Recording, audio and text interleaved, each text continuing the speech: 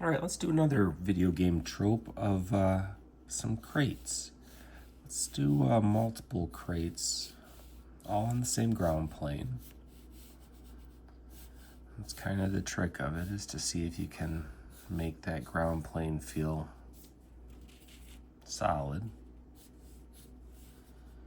Oh, and maybe I'm going to try and see if I can turn this one a little bit.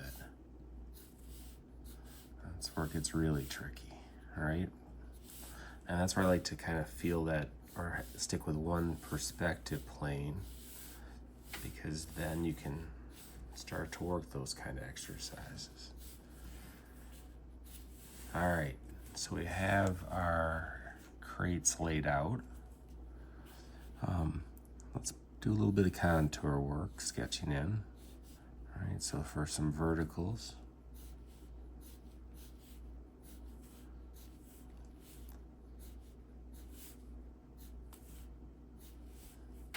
and then across the top, we'll run those.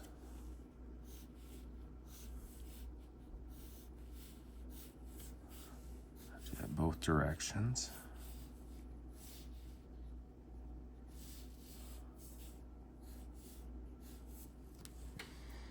And I guess we'll do the sides here.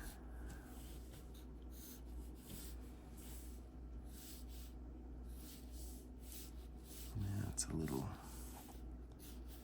high, but we'll work on that. We'll lock it in. And then my thought was to do kind of mix matched slats in between. Yeah, maybe we'll go that way. We could even do some at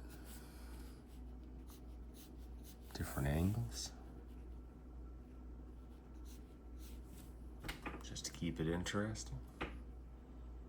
All right, so we got it roughed out. And again, that's just cubes with some contour lines on it.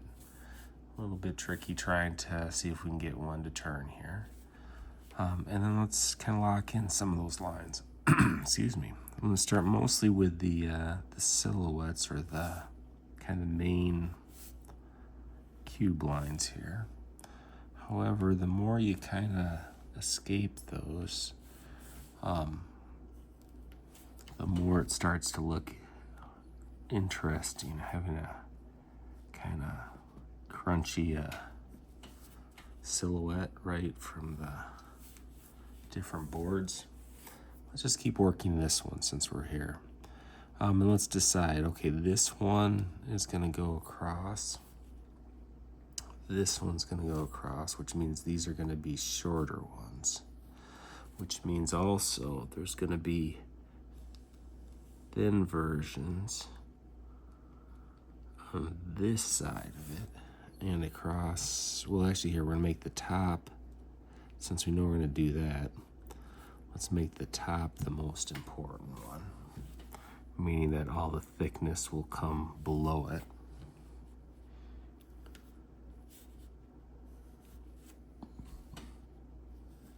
Like so. Gonna think about the thickness of the board that we see in the inside here, right, to kind of create a frame around it. And again, I'm going to do, let's do this board all the way down. So that means same thing over here. And then one across, and one across.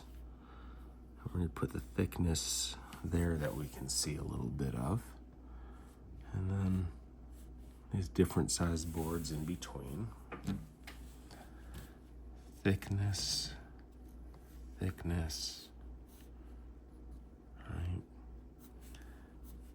And some variation to the boards on top.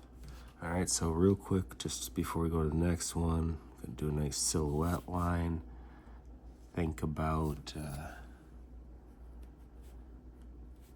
which areas would have that silhouette line on the interior here, right? The ones not with the thickness. And then we'll loose shading to kind of help accentuate this, hopefully a little bit more. All right, so let's see if we knock out these other ones pretty quick.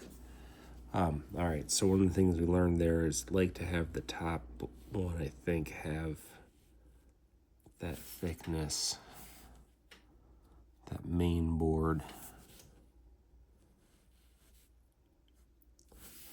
A little hard to pull off quite as much detail with this pencil, but it's all right. They're just loose sketches anyway.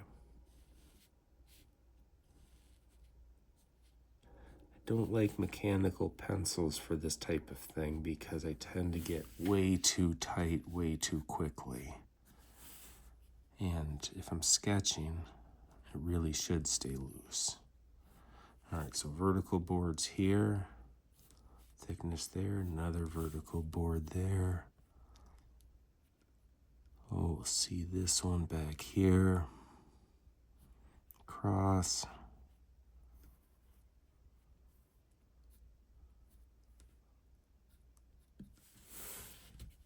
Just put a hint of those lines in there. See a little extra thickness on that side. We already got the thickness up there. Then just the silhouette lines.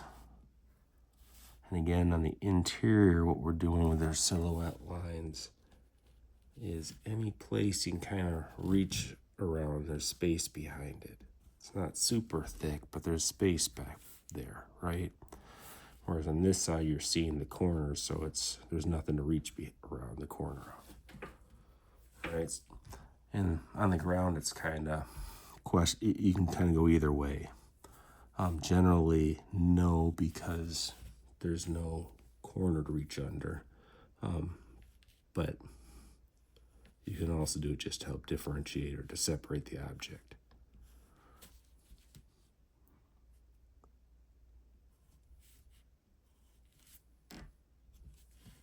All right, we've got top here.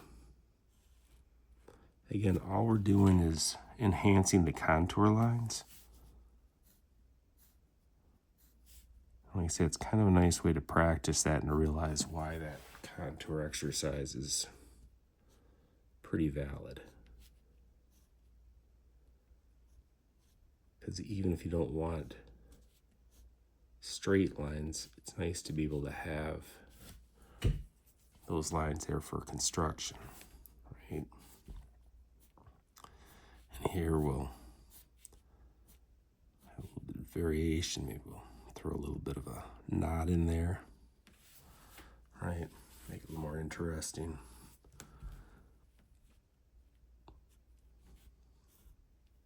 Get some thickness to those boards. Soon they'd be on the other side the same way.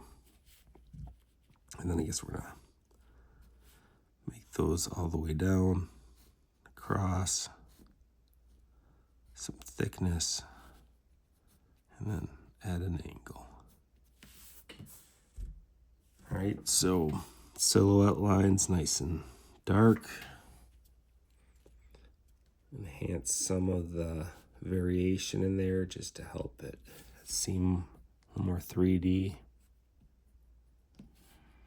Think about the interior ones that you can reach around.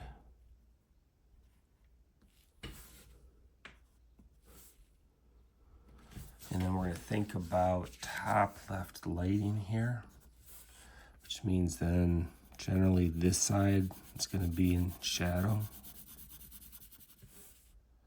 Over here it's not quite as turned away, so maybe not quite as dark. And then shadow over here. A little less so on this side. Won't worry about the top. There's enough stuff going on anyway. Maybe a little bit of cast right here. A little overhang shadow. I'll play that up a little bit.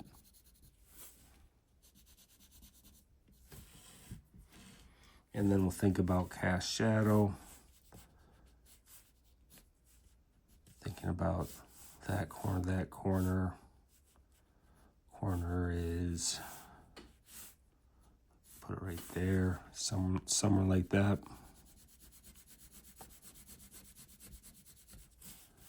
Right.